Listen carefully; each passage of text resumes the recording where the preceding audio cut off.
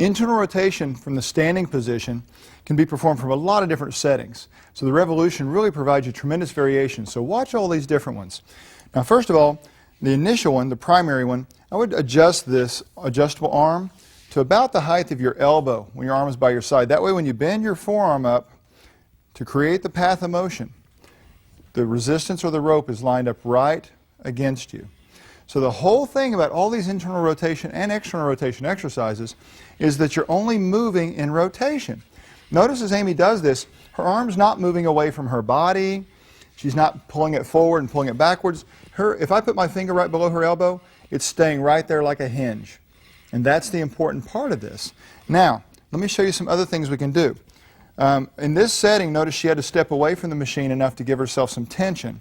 You would notice that right off the bat. But watch, as I move the adjustable arm up, it's going to change the angle at which the rope is addressing her. So she's going to move her arm away from her side just slightly and keep it there at that same position. She's not moving her shoulder blade, she's not moving her arm, she just repositions it to start and then keeps it there so that her arm, her upper arm, always remains perpendicular to the rope. Now watch again. Here's variation number 3. But as this goes higher and the rope addresses her at an angle, she's moved her arm outward. Stop for just 1 second there. So that the upper arm and the rope are always perpendicular to each other, and then again she's keeping it there. And that's the part, that body awareness, where you are in space, what position you're in. That's one of the most important part of things about learning exercises. So let's look at another variation, going up even higher. She's again allowed her arm to change positions. That is great, right there.